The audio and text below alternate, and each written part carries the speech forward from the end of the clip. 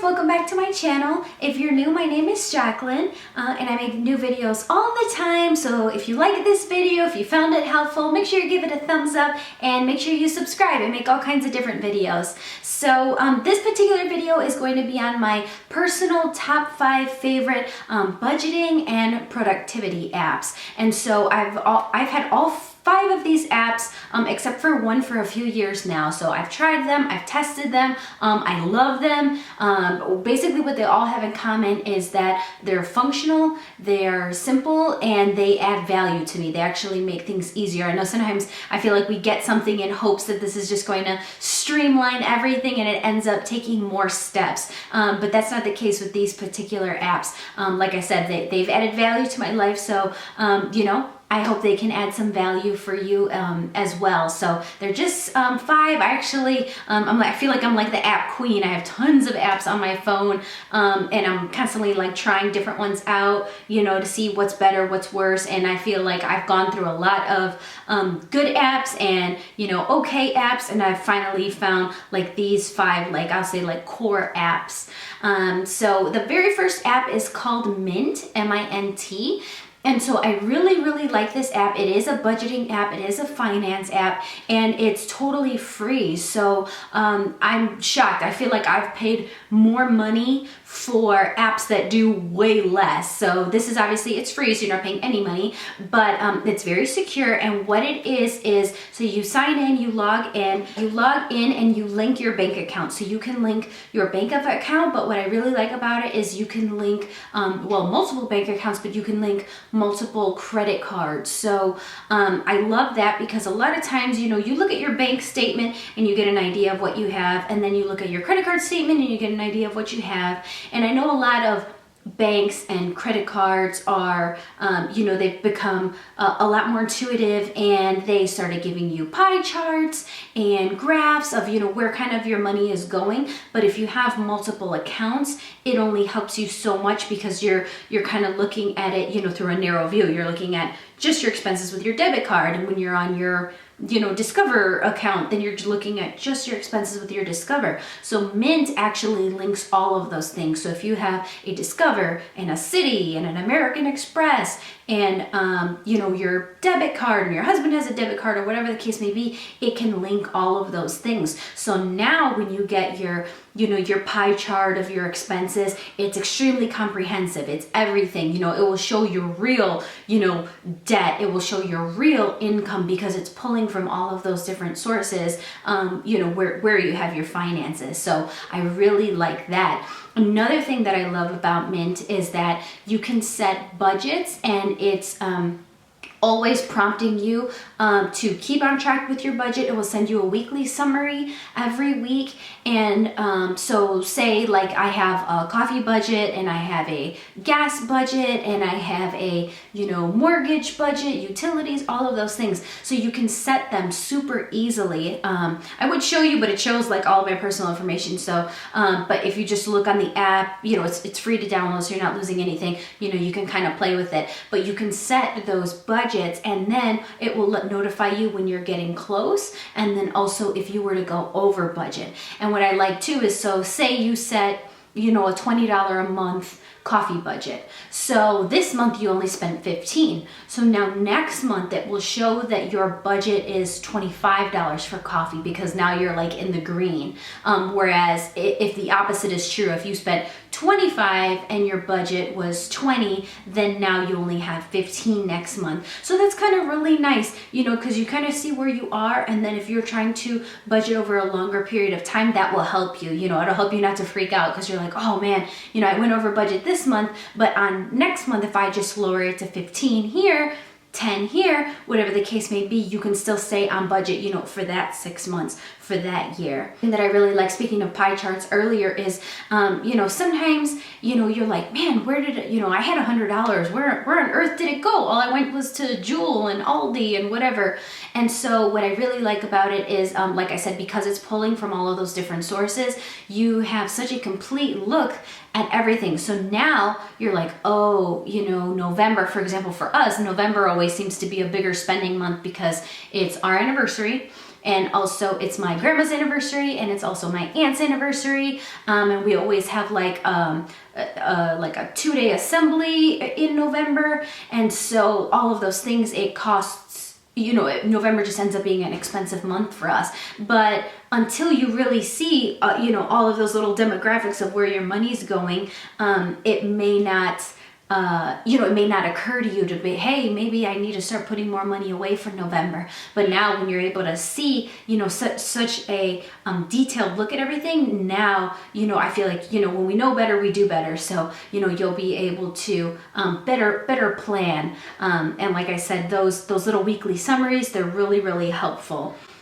Also, one thing that I really like about Mint is that, like I said, it's intuitive. So, once you file something, so say your rent, it will always, every time that a payment that looks like that comes in, it will file it under rent or under mortgage. Once it sees ComEd, it will automatically categorize that. So at first, it could be a little time consuming because, it'll come in and, not know what ComEd is. And then once you file that under utilities, then, okay, now it's always, going to be, auto filing. So that's really nice.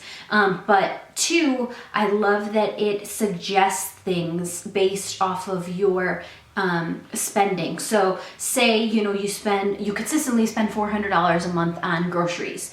Well, it will actually, suggest or recommend cards based on your spending. So it will say, Jackie, I noticed that for the past 3 months you spend $400 on groceries. Might you consider an American Express that gives you 5% back on groceries? And I'm like, oh, well, why, yes, thank you. Thank you for your, for your suggestion.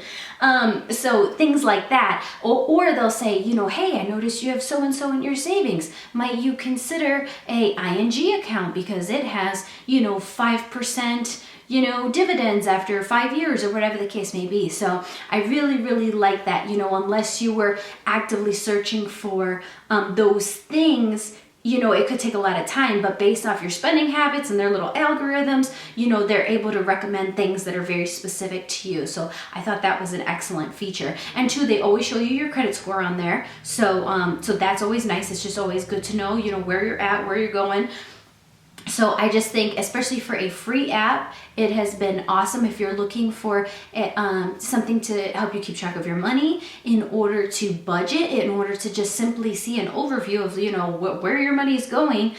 I probably went even more in depth than I needed to, but I really, really do like that app. Like I said, I've used it for several years now, and it's been great. So my number 2 app. So my number 2 app would definitely be Calendars app. I love this app. I've tried so many calendar apps, and I feel like Apple does so good when it comes to a lot of things, but their calendar app is just, it doesn't cut it. It is not one of them. I just feel like their calendar app, I just don't really care for the way that it's set up. I can't even find it on my phone because I don't even know where it is, because I never use it. But this Calendars app is by Readdle. I think I'm saying that Readdle correctly. But I love it because you can color code all of your events. So they do have a light version and a paid version. The light version only allows you to use one calendar, which I did that probably for a year, and it was perfectly fine. And then I upgraded, I believe it was $5.99 at the time, to the the premium version. And so what the premium version allows you to do is to have multiple calendars. So this works for us right now because I have a work calendar and I have a personal calendar, and then my husband has his work calendar. So it's really nice if you don't necessarily want to see everything all at once. If I want to look at my husband's calendar, and see like, oh, he's not answering his phone because it says he's looking at a job. That's really nice. Or I generally take care of, the social stuff that we do. And so he'll look and, be like, oh, hey, I saw we have dinner with so-and-so. And so that's really nice to have. But again, we have 3 different calendars. So if you're going to be planning events like that, or if you need to keep your work and his work and your personal separate, for example, if I get my nails done, that's not necessarily something I'm going to put on his calendar, or maybe something necessarily I don't want him to know. So if that's the case, then I'll just keep that on my calendar. So I do like having that. Very, very easy to put in events. You just click the little arrow, or that's not an arrow, this plus sign here, add your event. It does have a speak. So lunch tomorrow with Anthony at 5 o'clock. And then it will automatically put that in there. So if you're a person who likes to use that feature, it's perfect. So it says 5 o'clock here, and then it automatically put 5 o'clock right there. So I know a lot of calendars don't allow you to use that speak function, and it's like natural words. So if you were to say like noon or things like that, it would know what you're talking about. Like I said, you can color code calendars. You can also color code events. So I really, really like that feature too. So like my January has all kinds of different colors going on, and I know different colors mean different things, but and I love how big it is, especially if you have a phone. I have the 7 Plus, so if you have a phone this big, this is awesome. I find myself using it in month view like all the time.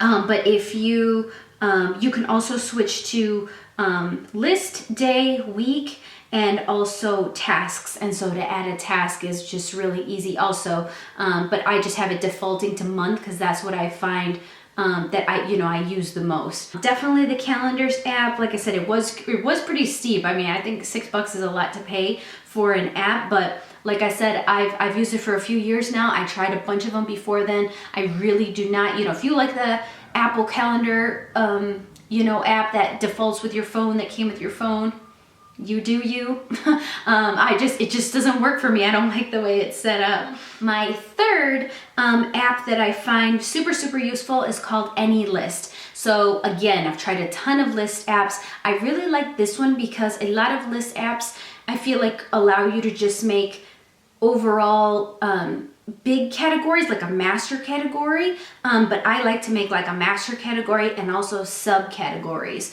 So for example, we just went to Mexico, and so we had obviously we had a lot of packing to do, so we had that kind of list. This app makes it very, very easy for you to share with people. Like my sister was like, oh, I haven't even started packing, so I was like, don't fret, I got you. So, I sent her my packing list, so that was really, really nice. So, on here you can have different lists. Right now I have Mexico, and then so, under Mexico I have like basic makeup, like what I was bringing, because we were going to be on the beach, so I wasn't going to bring like a ton of makeup, but then I was able to make small subcategories. So, I put like BB cream, mascara, foundation, that kind of thing. And then like under hair care, which is like a broad category, then I have, shampoo, mousse, conditioner, blow dryer, diffuser, teasing powder, all that kind of stuff. So I like that you're able to do the subcategories.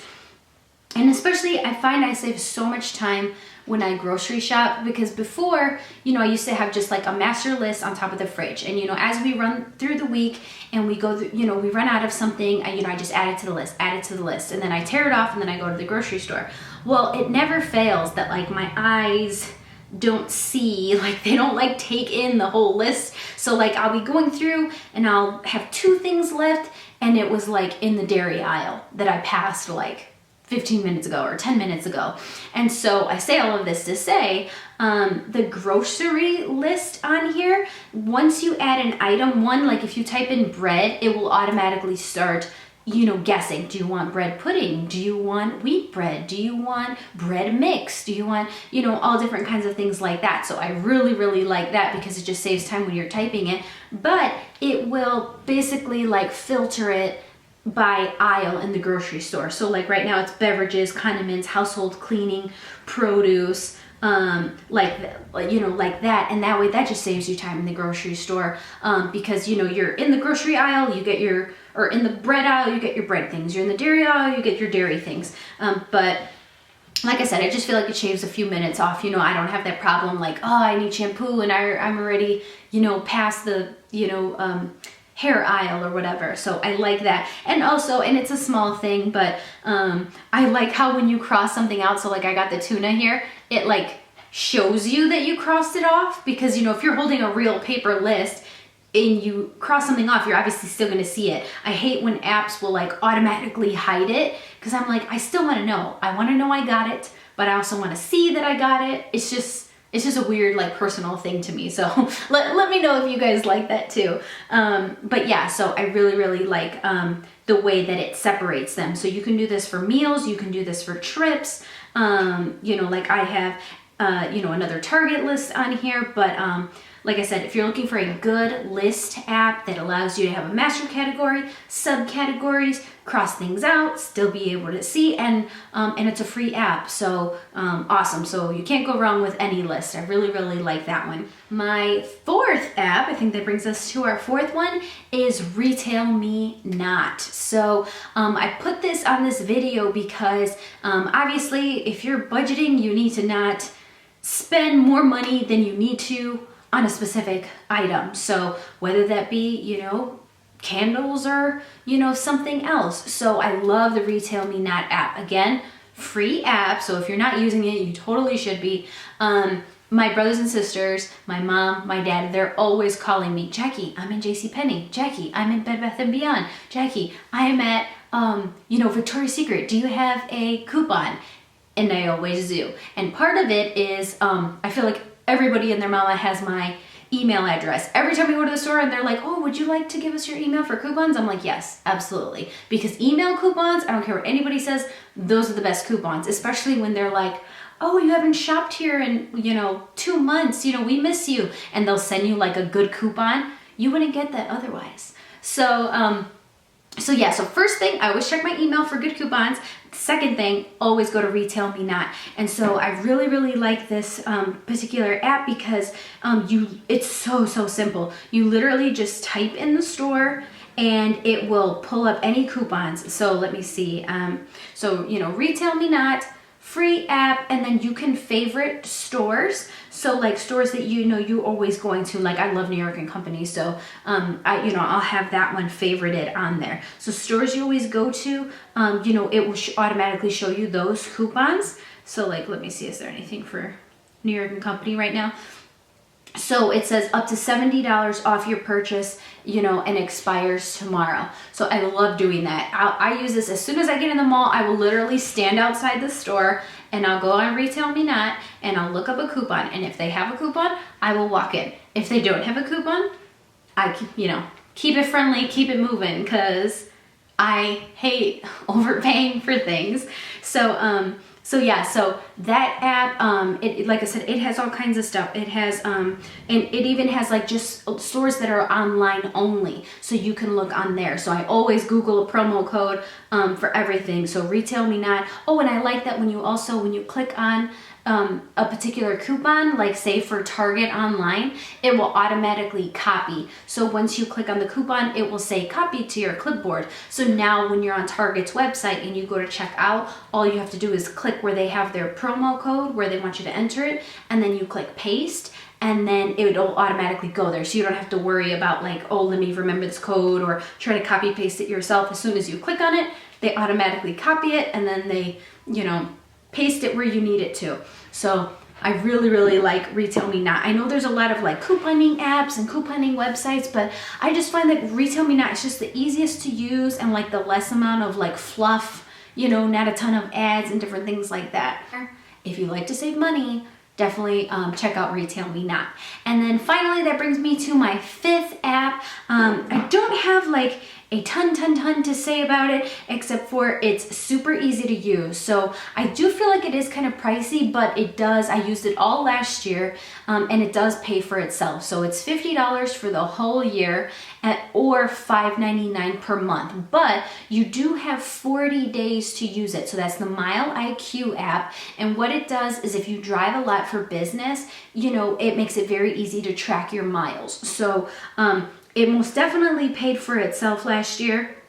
Consultant, so that entails a lot of driving, you know, to different people's houses, you know, to do house parties. And so like I said, totally paid for itself. It makes it really easy. You know, you can make subcategories, but if you swipe right, it's for business. If you swipe left, it's for personal. And then you can say what it is within those categories. So like for business, I can put Norwex party or business meeting, and for personal I could put grocery shopping or whatever the case may be, but it just makes it super easy. You know, as soon as I get to a party, I swipe right, you know, it files it away in my business. You know, when I get home from grocery shopping,